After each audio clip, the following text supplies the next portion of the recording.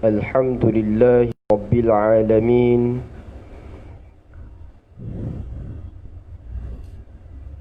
وصلى الله على سيدنا محمد الأمين وعلى آله وأصحابه ومن تبعهم بإحسان إلى يوم الدين.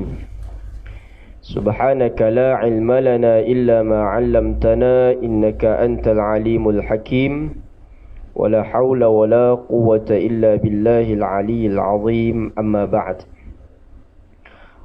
Dimuliakan Fadilatul Imam, Tuan Bila, pengurusi dan seluruh jawatan kuasa surau, hadirin hadirat, mukminin mukminat, ibu-ibu ayah-ayah yang dirahmati dan dikasihi Allah Subhanahu wa taala.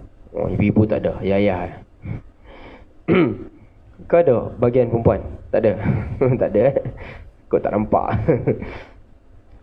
Pertama sekali, sama-sama kita panjatkan kesyukuran kepada Allah Subhanahu wa taala. Masih lagi kita diberikan kesempatan berada di muka bumi ini dalam saat-saat atau waktu-waktu dapat kita memenuhi kehidupan kita ini, masa kita ini dengan ketaatan kepada Allah Subhanahu wa taala. Mudah-mudahan yang paling penting dalam hidup kita ni ayah-ayah semua adalah pengakhiran yang baik, insya-Allah. Jadi pada malam ini kita akan pergi kepada satu perbincangan yang saya kira bukanlah baru, tapi kerana kita ikut perbahasan kitab kita ni, kita akan bahas perbahasan berkaitan dengan peristiwa hari akhirat, iaitulah Yaumul Mahsyar, ataupun beberapa perkara yang berlaku pada hari akhirat yang menjadi salah satu syarat keimanan kita kepada Allah Subhanahu wa taala, bersesuaian dengan ayat yang kita semua, saya kira kita semua hafal apabila kita membaca awal suratul Baqarah, alladzina yu'minuna bil ghaib, iaitulah orang-orang yang beriman atau percaya kepada perkara ghaib. Jadi peristiwa hari akhirat ini perkara ghaib, perkara yang tak mampu ataupun setakat ini ataupun kehidupan kita ni tak boleh lihat lagi. Dan Allah Ta'ala pun tangguhkan ataupun tentukan hari akhirat tu pada satu waktu yang tidak ada siapa yang tahu. Tetapi ia menjadi syarat keimanan kita untuk kita mengiyakan kewujudannya. Dan inilah menjadi salah satu titik tolak kepada agama-agama lain yang tidak ada pada mereka itu keimanan tentang kebangkitan kehidupan kita ini ataupun hari kehidupan semula yang padanya kita semua akan dihisab, akan dihitung amalan kita, akan dipersembahkan semua catatan buku amalan kita. Tidak ada pada agama lain. Sebab itu kalau ayah-ayah semua perasan, tuan-tuan perasan, dalam banyak hadis Nabi SAW kerap menyebut syarat ataupun dia panggil syarat lah, maksudnya untuk kita ini mendapat sesuatu ganjaran. Kerap beberapa hadis Nabi menyebut man kana yu'minu billahi wal yaumil akhir. Ada beberapa hadis, antaranya Nabi sebut man kana yu'minu billahi wal yaumil akhir falyukrim dhaifah. Antaranya lah, barang siapa yang beriman dengan Allah dan hari akhirat, kata Nabi, hendaklah dia memuliakan tetamu. Kan? Ada lagi hadis Nabi kata apa? Man kana yu'minu billahi wal yaumil akhir fal yaqul khairan aw liyasmut. Barang siapa yang beriman kepada Allah dan hari akhirat, hendaklah dia apa dah? Fal yaqul khaira, bercakap yang baik-baik sahaja. Atau kalau ada perkataan yang kita rasa tak patut, tak baik, apa Nabi kata? Aul yasmut, ataupun diam. Wah, dia ni power tuan-tuan. Hadis ni dia membentuk peribadi yang cukup tinggi. Nabi ni kalau boleh nak kita ni apa dia? Satu, cakap yang baik-baik. Kalau adalah perkataan yang kita sendiri ataupun kadang-kadang kita rasa okey tapi sebenarnya agama kata tak okey, katalah benda tu tak bagus, Nabi kata jangan cakap, diam. Dan Kebanyakannya lah perkataan yang keluar daripada mulut kita sepanjang hidup kita ni, hari ni lah ambil contoh hari ni. Agak-agak banyak yang baik ke yang tak baik? Kalau baik, alhamdulillah, kita sembang benda-benda yang bagus, menambah ilmu dan sebagainya. Kalau tak baik, tuan-tuan kena muhasabah. Musim-musim hijrah ni nak kena banyak diam. Bukan saya suruh, tetapi baginda sallallahu alaihi wasallam yang pesan. Sebab apa? Itu syarat orang apa dia? Orang yang beriman dengan Allah dan hari akhirat. Adalah persoalan, kenapa kerap kali Nabi ini menyebut barang siapa yang beriman dengan Allah dan hari akhirat. Dua tu je cukup. Sedangkan kita kalau belajar rukun iman, kita ada banyak. Percaya kepada Allah, Rasul, kitab dan sebagainya kan. Tapi dalam banyak hadis yang kita sebut tadi, cukup Nabi sebut, man kana yu'minu billahi wal yaumil akhir. Apa yang kita dapat faham daripada teks atau matan ungkapan Nabi SAW itu, yang mana Nabi nak memaksudkan, pertama of course kita mengimani tentang kewujudan keesaan Allah Ta'ala, clear hak tu. Tapi untuk melengkapkan iman kita, Nabi letak syarat kedua, iaitu hari akhirat. Tuan-tuan, nak mengimani hari akhirat ini tak dapat tidak, ayah-ayah semua, kita memang kena percaya syarat iman-iman yang lain tadi. Apa dia? Percaya kepada Rasul. Sebab apa? Sebab yang cerita tentang pastinya berlaku kiamat, macam mana berlaku kiamat, macam mana berlakunya padang mahsyar dan seumpamanya, itu keluar daripada mulut siapa? Mulut Nabi. Lagi apa dia? Percaya kepada Al-Quran, Alkitab yang ni, kitab-kitab yang ada dalam agama kita ini juga menceritakan intipatinya berkaitan dengan perihal kiamat.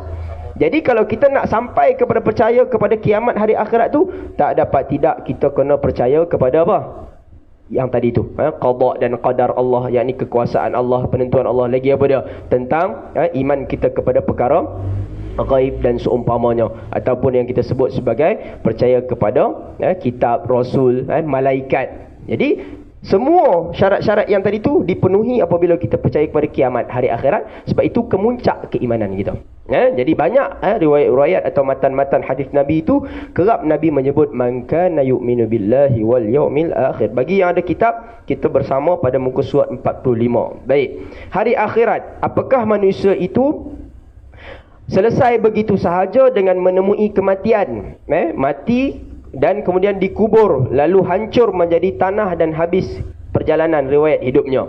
Atau manusia itu hidup, atau hidup manusia itu berjalan terus menempuh berbagai peristiwa dan tingkatan sehingga sampai kepada suatu masa menerima kesenangan yang abadi atau siksaan yang sangat dahsyat. Akal memberikan ilham dan hati merasakan bahawa umur yang pendek ini bukanlah kesudahan hidup manusia. Kematian hanyalah merupakan kematian insan itu hanya merupakan tanggal ataupun satu tempoh dari tertanggalnya dari tubuhnya, yakni ruhnya itu sebagaimana kain yang tertanggal dari badan. Kemudian itu dia hidup kekal dalam cara yang lain yang hakikatnya belum dapat diketahui, yakni alam barzakh, alam kubur lah. Hidup itu bukanlah sebagai dugaan kaum kebendaan materialis yang mana yang dinyatakan di dalam Al-Quran. Maksudnya apa? Orang-orang yang mencari keduniaan, materialistik, maknanya mencari keseronokan dunia semata-mata. Itu kena sebut. Nanti kalau kita tak semata-mata, seolah-olah Islam ni melarang kita mencari keseronokan pula. Tak. Islam menganjurkan ataupun bahkan menyuruh kita ini memperolehi keseronokan dunia. Tapi bukan itu matlamat. Mesti diimbangi dengan yang kita katakan tunduk patuh kita kepada perintah Allah. Ini agama kita yang cukup lengkap, cukup sempurna, mengimbangi urusan dunia dan akhirat. Bukanlah hanya kita ni orang Islam, ataupun Islam itu hanya menganjurkan, kita punya target semata-mata akhirat, dunia ni lantak pi naik dia apa. Tak. Kita mesti melihat bagaimana hadis Nabi, juga perjalanan hidup para sahabat, yang mana mereka ini melengkapkan kehidupan dunia dan akhirat bersesuaian dengan doa yang tuan-tuan ayah-ayah semua baca pada setiap hari. Doa apa? Susah doa ni. Saya rasa tak ada yang hafal ni. Doa apa agak-agaknya? Rabbana Rabbana atina fid dunya hasanah wa fil akhirati hasanah wa qina azabannar. Terang-terang kita minta kepada Allah apa dia? Ya Allah, kurniakanlah kami kebaikan dunia. Jadi dunia ni ada pentas dia, ada ruangnya, ada kesempatannya untuk kita boleh berseronok, boleh kita bersuka, boleh kita rehat dan sebagainya. Tapi dia berbatas. Ia hanya diambil pada kadar yang sepatutnya sahaja.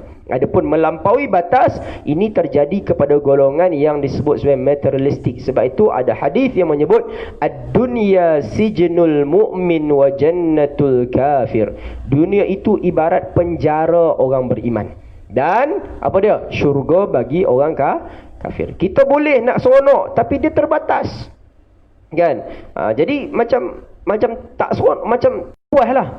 Jadi semua keinginan dunia kita itu nak kena kontrol. Sebab itu istilah-istilah yang keluar gini daripada golongan-golongan umpamanya human right, apa lagi?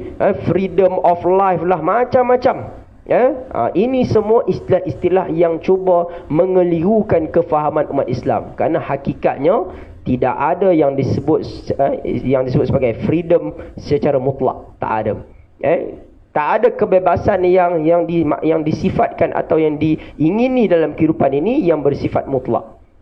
Freedom memang perlu, tetapi dia tidak mutlak. Tapi apa yang kita lihat hari ini, slogan-slogan yang datang daripada barat umpamanya menuntut hak yang tanpa batasan kehidupan. Laki kahwin dengan laki, Kristian kahwin dengan Hindu, Hindu kahwin ikut dan kemudian bawa masuk apa nama dia, fahaman itu dalam suasana orang Islam. Muslim kahwin dengan Kristian, kahwin dengan Hindu.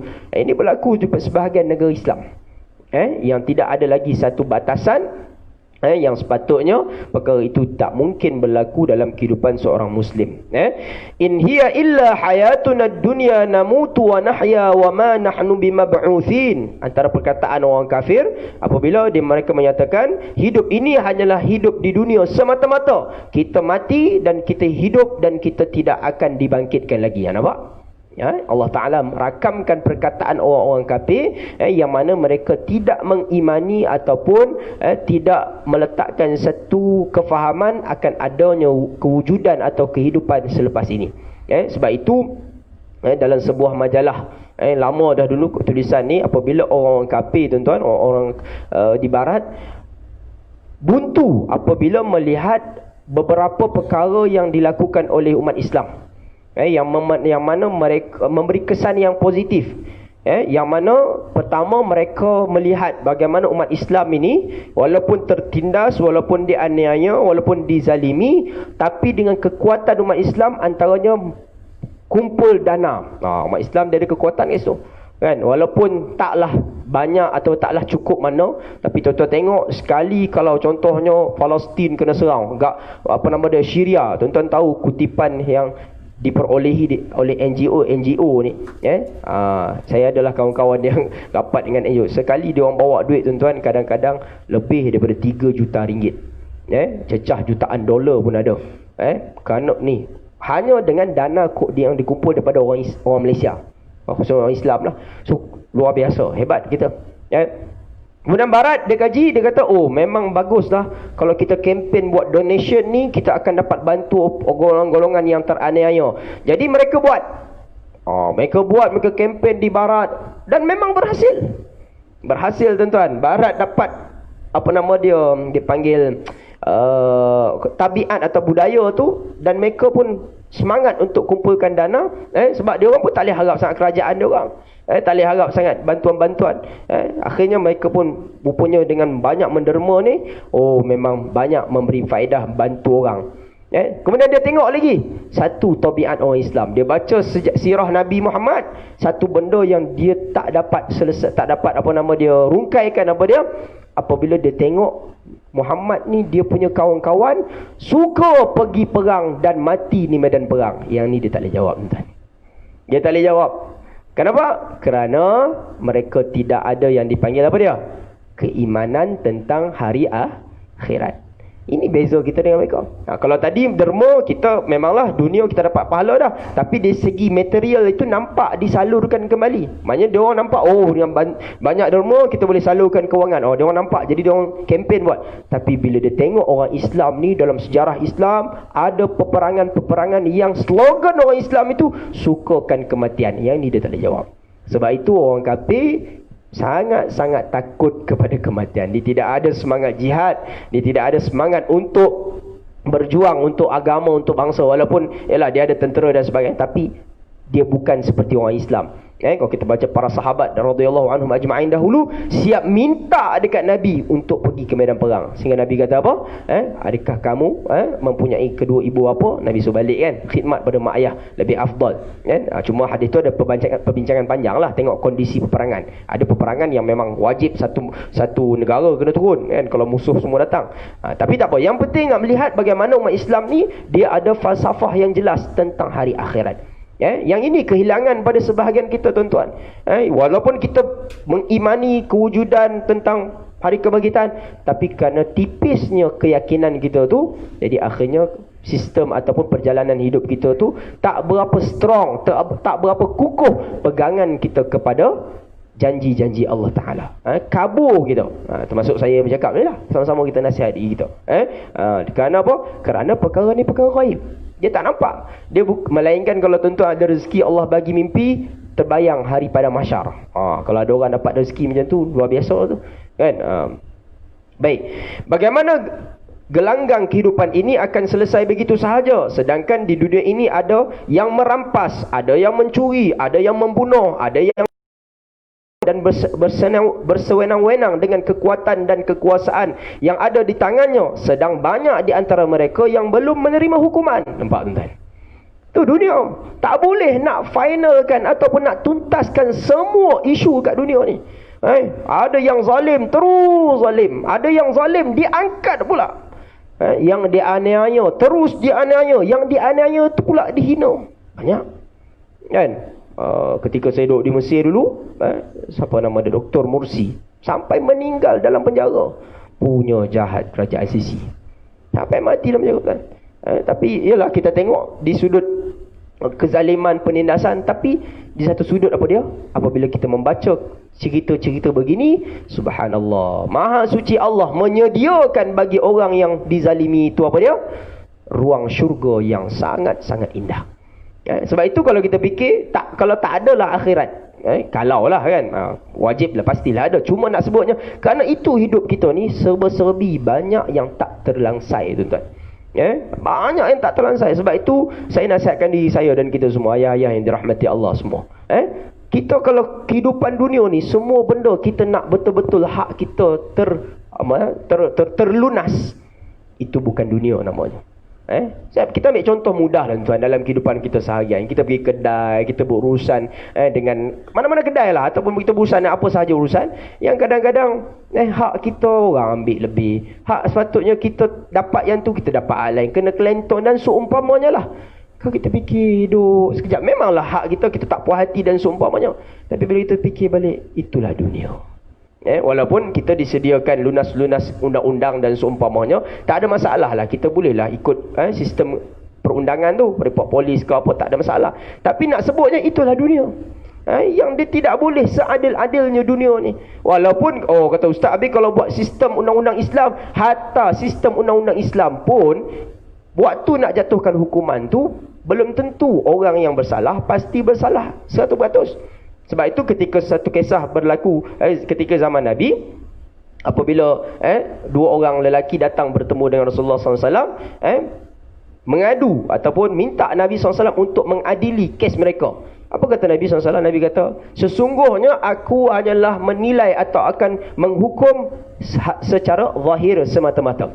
Adapun di kalangan kamu berdua yang hebat pertuturannya, yang pandai berhujah, maknanya Nabi hanya menilai zahir. Tetapi kata Nabi apa dia? Barang siapa yang berdusta, sesungguhnya aku sediakan baginya satu ruang dalam api neraka. Itu je lah Nabi beritahu. Maksudnya Nabi sendiri pun tak boleh nak decide siapa yang benar-benar betul, siapa yang kelentong. Itu Nabi, tuan-tuan. Sebab itu kau kata, oh Nabi, memang Nabi Rasulullah lah, tapi Allah Ta'ala letakkan had Nabi itu sebagai insan yang menilai pun mengikut zahir. Sama. Apatah lagi dengan undang-undang hari ini, undang sivil dan sebagainya, sudah tentu banyak kekurangan cacat celanya, walaupun yalah, seupayanya diuruskan dengan sebaik mungkin, tapi pasti akan ada kekurangannya. Tetapi kerana adanya pentas akhirat, inilah menjadi syarat untuk kita meletakkan betapa redha, tenang hati kita menghadapi ujian-ujian Allah Subhanahu Wa Taala. Kerana dapat bersembunyi dan menutup kesalahannya, yakni orang-orang yang zalim itu, menyebabkan dia dapat bebas atau kepadanya tidak dapat dilakukan hukuman. Tuan, ini cukup. Tak usah bagi perumpamaan siapa. Kita fikir sendirilah, diri kita pun samalah. Kadang-kadang kita buat lebih kurang dekat orang pun kita fikir balik, aku ni okey ke tidak? Sedang kita memikirkan orang lain, fikirlah pasal diri kita. Kadang-kadang ada hak orang yang kita terambil, yang kita rasa lebih kurang. Sedangkan hari akhirat menjadi medan perhitungan yang cukup adil. Kerana dia boleh mempergunakan kekuatan ini maksudnya kuasa dia, kekuatan pedang, maksudnya kuasanya, dan dapat berbuat sesuka hati. Ini berlaku dalam sepanjang sejarah umat Islam. Yang bukan Islam pun samalah, tapi kita nak sebut orang Islam, yang kita lihat dahulu, zaman khilafah Islamiah pun cukup banyak berlaku. Akal yang sehat, perasaan keadilan tidak dapat menerima bahawa orang yang bersalah itu akan bebas begitu sahaja. Tetapi apakah daya, itulah dunia. Tempat Allah Subhanahu Wa Taala menguji tahap keimanan, kesabaran kita. Tak kiralah siapa pun. Saya sebagai contoh, kita bawa kereta dekat highway. Katalah tuan-tuan urgent. Tuan-tuan bawa kereta, katalah Honda City. Bawa lah laju sikit, 120. Kena speed trap. Tapi urgent ni, urgent. Dengan urusan yang memang nak segera, ada kematian ke apa, kena saman. Lalu sebelah kita Ferrari tekan 18 terus. Dia tak ada apa, dia saja je nak perhabis minyak dia. Speed trap tu kadang-kadang, tak tahulah, ada orang kata bila terlampau laju dia tak dapat detect. Kan, dia laju sangat, dia tak dapat nak baca dia punya nombor plate tu. Kan, tuan-tuan bayangkan, siapa yang adil? Mana adil lah macam tu. Kita yang terlaju sedikit kerana ada orang kata keperluan, tiba-tiba yang ini saja nak perhabis minyak, kan, nak track highway ni, yalah, kereta-kereta kelajuan macam tu takkan nak buat 110, kan, tak kena apa-apa. Itulah dunia, dia tak boleh. Kan, jadi, dan begitulah keadaannya. Di pihak lain banyak pula orang-orang yang berbuat baik dan mengerjakan kebajikan, berjuang, berkorban untuk menegakkan yang benar, tetapi belum lagi menerima balasan yang selayaknya. Ada kalanya kerana mereka berjuang, prajurit yang tidak dikenal, atau perasaan benci dan dendam menyebabkan orang sengaja melupakan jasa baiknya, tuan-tuan. Ini realiti kehidupan. Atau kerana ajal yang datang lebih cepat sebelum mereka menerima kesenangan atau ganjaran yang sebaiknya. Kehidupan dunia, itulah dunia yang mesti kita tanam betul-betul supaya kita ada perasaan redha, tenang hati, sakinah, yang bahawa dunia ini takkan semua perkara dapat dituntaskan semutlaknya. Jadi kalau kita rasa, ustaz saya punya kereta kena langgar, ustaz saya keluar kereta sebelasah kawan tu, tuan-tuan, betul lah, kalau kita nak puas hati geram kan. Kalau kita fikir undang-undang boleh buat yang tu lah. Orang langgar kita belasah dia, tak boleh. Tuan-tuan kena berhenti, report boleh, tu je lah. Kita pukul je, jenayah lain pula. Kan? Emosi, perasaan geram yang tak boleh kontrol kesabaran. Kan? Saya sebut kat tuan baru ni. Banjir di Langat. Ada cerita kat sini tak? Saya tak cerita lagi. Kan? Di Langat kawasan tutup banjir kan, Haji? Kan? Naik berapa? 2 kaki air. Saya balik daripada kuliah kat Ceras tu, pukul 10 malam. Saya sangkut lah, naik motor, sangkut. Kan? Duduk tepi tu. Duduk tunggu setengah jam, air makin surut, lagi tinggi. Tak apalah, duduk. Kat 1 pagi saya balik. Tapi dalam tempoh tu, duduk kan. Main handphone bateri banyak, boleh tahan lah kan. Duduk main handphone semua. Kan? Air tinggi lah, orang bawa kereta kan. Ada yang laju sikit, ada yang slow-slow lah. Tuan tahu orang situ, dia buat apa? Dia pergi hayun satu kayu, meletup, pecah berderai cermin kereta kawan tu. Kawan tu laju lah. Yalah, salah lah dia laju sebab air tu jadi merombak kan. Tapi yang kau pergi bagi kayu kat cermin kereta dia pecah, lepas tu dia belah nak selamatkan diri. Saya cakap, ini semua bukan tabiat Islam lah kan. Saya tengok depan mata, saya tengok, ya Allah, cakap dah bergaduh, kawan tu berhenti ujung, dah mula dah. Tak tahulah settle macam mana kan. Lagi kawan tu hilang satu. Mana berada pukul tadi? Padahal yang daripada tadi tu dia duk bising. Oh, lala hilang. Tahu tak takut saya kata. Itulah. Kan? Ya, itu dunia kan. Semua emosi nak tunjuk something, nak tunjuk bagus dan sebagainya. Ini semua tidak ada dalam kamus kehidupan orang beriman. Tak boleh. Kita taklah disuruh kita ni dilanyak, dizalimi, tak, itu Islam pun tak anjurkan. Tapi agama juga tak mendidik umatnya untuk menjadi orang yang baran, tuan-tuan. Untuk orang yang semua dia nak rasa dia je betul. Tak. Agama ada tolerance. Kadang-kadang kita ambil contoh mudah, kita suami lah tuan-tuan, dalam rumah tangga. Pasti akan banyak perkara yang kita mesti mengalah dengan pasangan kita. Kalau dalam rumah tangga semua perkara kita nak kebenaran, maksudnya kebenaran tu kita saja yang nak, kebanyakannya natijahnya tak bagus lah. Sebab itu orang kata apa, mengalah itu bukan maksudnya kalah. Mengalah itu untuk meleraikan masalah ataupun menyelesaikan masalah dan semua. Tapi itu kehidupan. Kalau semua benda kita rasa hak kita nak tegakkan, memang aku yang benar, akhirnya akan membawa kepada kesan yang buruk. Sebab itu Allah Ta'ala sediakan pentas akhirat untuk dilunaskan segala perkara yang tertangguh di atas muka bumi ini. Baik. Banyak pula orang-orang yang memanggil kepada jalan yang benar, berpegang teguh dan membela kebenaran. Lalu orang-orang yang zalim tegak di jalan menghalangi perjuangan mereka, menyakiti mereka, menyeksa, menindas dan mengusir mereka sehingga mereka jatuh terbaring sebagai korban perjuangan. Tuan-tuan, Imam Ahmad Ibn Hanbal, salah seorang ulama besar ahli sunnah, diseksa di kota Baghdad. Riwayat menyebutkan beliau diikat tangannya, diheret dengan kuda di kota Baghdad, kerana dia bercanggahan pandangan dengan pemerintah ketika itu. Pemerintah ketika itu berfahaman Mu'tazilah. Imam Ahmad ahli sunnah berbahas isu Al-Quran itu hadis ke qadim. Jadi panjanglah cerita. Tapi nak sebut Imam Ahmad dalam sejarah antara imam yang diseksa. Banyak lagi lah tokoh-tokoh pejuang Islam, kan? Sedang melawan mereka yang jahat itu hidup dalam aman dan selamat, bahkan hidup dalam kemewahan dan kesenangan. Sebab itu bukanlah nilai orang yang kaya, orang yang senang, orang yang lapang hidupnya, pasti dia tu orang yang diredai oleh Allah Ta'ala. Belum tentu. Ada orang yang dihimpit hidupnya, hidup susah, barangkali mungkin gelendangan yang duduk di bawah jembatan tu barangkali, tapi kerana dia tidak pernah menyusahkan orang, tidak pernah menzalimi orang, perihal dirinya dia dengan Tuhannya, asalkan dia menjaga kewajipan-kewajipan hidupnya sebagai seorang Muslim, baik hidupnya. Banding kita yang mungkin ada orang hidup senang-lenang, tapi harta dengan cara ambil dengan cara yang batil, dengan jalan-jalan yang tidak Allah redai.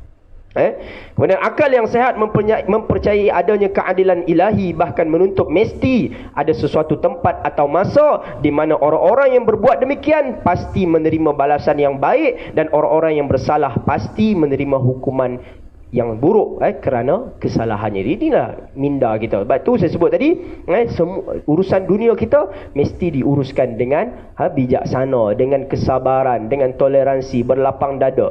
Tidak ada satu kita katakan kebenaran yang pasti mutlak kita mesti miliki, kerana dunia ini adalah pentas untuk Allah Ta'ala uji kita semua. Tidak mungkin sama antara orang-orang yang mengerjakan perbuatan baik dengan orang yang melakukan kejahatan. Masing-masing memperolehi nilai dan balasan yang bersesuaian dengan apa yang dilakukan. Allah berfirman, am naj'alul ladzina amanu wa 'amilus salihati kal mufsidina fil ardi am naj'alul muttaqina kal fujjar. Akan kami samakankah orang-orang yang beriman dan mengerjakan perbuatan baik dengan orang yang melakukan bencana, yakni kejahatan di atas muka bumi, atau akan kami samakan orang-orang yang bertakwa dengan orang-orang yang jahat? Pasti taklah. Jadi itu semua berbalik pada diri kita. Kita je yang tahu diri kita ni nak letak pada kelompok golongan yang mana.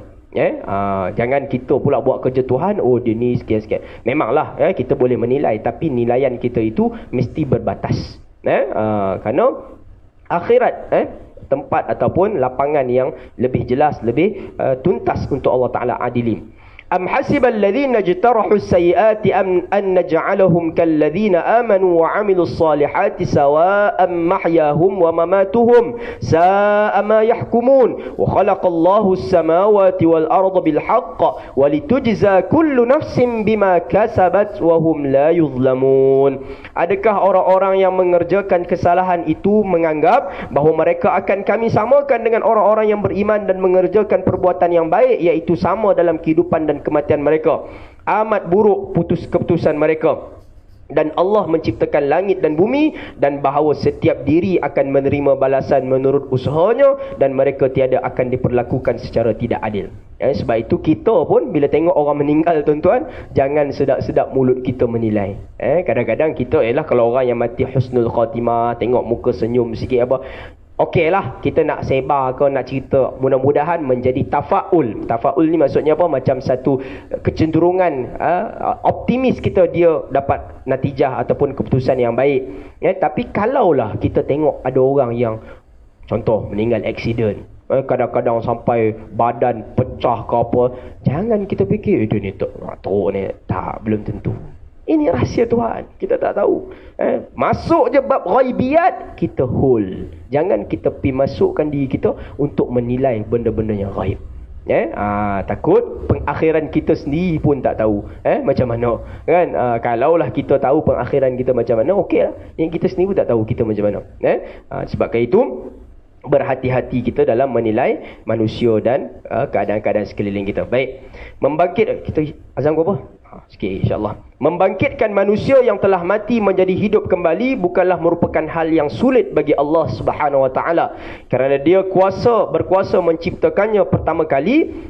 Jika begitu, kalau Tuhan, kalau Allah Subhanahu Wa Taala berkuasa menciptakan manusia buat pertama kali, tentu lebih mudah baginya untuk mengulangi ciptaannya sekali lagi. Kita daripada tidak ada, Allah wujudkan. Ini kita dah meninggal, Allah hanya sekadar nak hidupkan balik. Walaupun kematian manusia tu ada berbagai bentuk lah. Ada yang sampai hancur, sampai musnah dan sebagainya. Orang yang kena bom, meletup dan sebagainya. Tapi itu semua adalah, kalau kita lihat, Allah menyatakan wa huwal ladzi yabda'ul khalqa thumma yu'iduhu wa huwa ahwanu alaihi. Apa maksud ahwan? Ahwan ni sangat remeh, bukan remeh, macam sangat simple. Ahwan, kan? Sebab tu kita sebut wala tuhawwin alaina fi sakaratil maut. Maknanya jangan Allah Taala tu biarkan kita waktu kita sakarat. Kan manusia yang Allah Taala tak bagi, maksud Allah tak ingat pada dia. Allah ingatlah, Allah tahulah kita, tapi Allah tak turunkan kasih rahmat, keampunan dia waktu sakaratil maut. Maknanya orang tu mati dalam keadaan kecelakaan lah. Maksud kecelakaan tu bukan dia aksiden ke apa, tapi saat sakarat dia tu Allah tak hadirkan, dia tak boleh sebut Allah, dia maksudnya dia minda dia, Allah tak bagi ilham untuk dia kembali mengingati Allah. Lepas tu dia sebut wala tuhawwin alaina fi sakaratil maut. Maknanya jangan engkau ya Allah abaikan aku. Maksud tu abaikan, remehkan aku waktu. Maksud kita minta bila kita meninggal tu apa dia? Allah Ta'ala hadirkan kita dapat mengingati dia, kan? Macam-macam kisah-kisah yang baik-baik kita dengar, kan? Ada orang boleh sebut la ilaha illallah, ada yang boleh mengucap penuh pun ada, macam-macam, insya-Allah, kan? Jadi kita minta, sebab kemuncak hidup kita ni adalah waktu sakarat. Seandainya Tuhan sanggup menciptakan langit dan bumi, alam yang luas ini, tentu dia lebih sanggup berupaya untuk menghidupkan manusia yang sudah mati. Bahkan Allah itu maha kuasa. Jadi Allah Ta'ala menyatakan tadi, wa huwal ladzi yabda'ul khalqa thumma yu'iduhu wa huwa ahwanu alaihi wa lahul mathalul a'la fis samawati wal ard wa huwal azizul hakim. Dialah yakni Allah Subhanahu Wa Taala yang mulai menciptakan makhluk kemudian mengulangnya, dan itu lebih mudah baginya. Simple, tak ada apa, kan? Dan dia mempunyai sifat yang maha agung di langit dan di bumi. Dia berkuasa lagi maha bijaksana. Awalam yarau anna Allah khalaqas samawati wal ard wa lam ya'ya bi khalqihinna biqadirin ala an yuhyiyal mauta bala innahu ala kulli syai'in qadir. Tidakkah mereka memperhatikan bahawa Allah yang menciptakan langit dan bumi dan tidak pernah merasa letih kerana menciptakan semua itu? Kuasa Allah, kuasanya pula menghidupkan orang yang mati. Ya, sesungguhnya dia maha kuasa. Jadi tidak ada satu pun yang mustahil bagi Allah. Semuanya layak. Dia mampu melakukan apa sahaja di atas kehendaknya.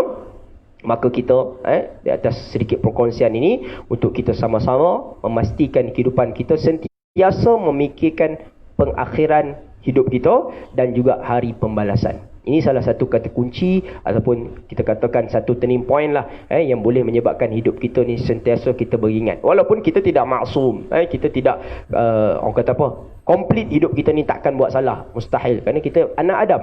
Tetapi apa yang boleh kita lakukan ayah-ayah yang dirahmati Allah, abang-abang semua, iaitu kita sentiasa menyuburkan minda kita ini dengan mengingati perjalanan hidup kita yang pasti akan ada hari perhitungan. Itu yang kita boleh buat. Jadi kita akan berfikir banyak kali. Sebab itu bila kita buat salah, very simple. Salah dengan Allah, taubat. Salah dengan manusia, minta maaf. Habis cerita. Bagi saya tidak ada satu aib pun apabila kita bersalah dengan orang, kita minta maaf. Tidak ada aib apa. Saya mohon maaf di atas kesalahan saya tersilap, saya tercuai dan seumpamanya. Kerana kita insan. Tak kira lah saya ustaz ke, saya tok guru ke, siapa pun saya. Nama insan, dia pasti wajib, tuan-tuan. Bukan pasti, wajib. Dia mesti buat salah. Bila dia buat salah, simple. Dia minta maaf. InsyaAllah. Manusia memaafkan. Masalah kita ni bila kita buat salah, susah sangat nak minta maaf. Kerana kita rasa kita ni ada kedudukan, kita ni ada sekian-sekian, kita pakai kopiah ke apa ke, pakai jubah. Oh, minta maaf, nak minta maaf ni susah. Tak boleh, tuan. Saya ke siapa, kita semua tersalah. Take easy, minta maaf. Kalau orang tak nak minta maaf, orang tak nak maafkan, tak boleh buat apa lah. Yang penting kita minta maaf. Kerana kita insan.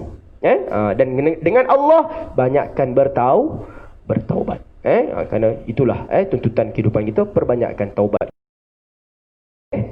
Habis tak? Zana? Jadi sekadar itu dulu untuk sedikit perkongsian malam ini. Mudah-mudahan ada manfaat buat diri saya khususnya dan kita semua untuk kita terus memperbaiki diri kita. Yang baik pasti daripada Allah Subhanahu wa taala, yang kurang itu, banyak kelemahan itu di atas kelemahan saya sendiri. Aqulu qawli hadza wa astaghfirullahal azim li wa lakum. Bismillahirrahmanirrahim. Alhamdulillahirabbil alamin. Wa sallallahu ala sayyidina Muhammad wa ala alihi wa sahbihi ajma'in. Allahumma inna nas'aluka ridhaka wal jannah wa na'udzu bika min sakhatika wan nar. Allahumma أرنا الحق حقا وارزقنا اتباعه وأرنا الباطل باطلا وارزقنا اجتنابه. ربنا آتنا في الدنيا حسنة وفي الآخرة حسنة وقنا عذاب النار والحمد لله رب العالمين. تقبل الله منا ومنكم والله أعلم والسلام عليكم ورحمة الله وبركاته.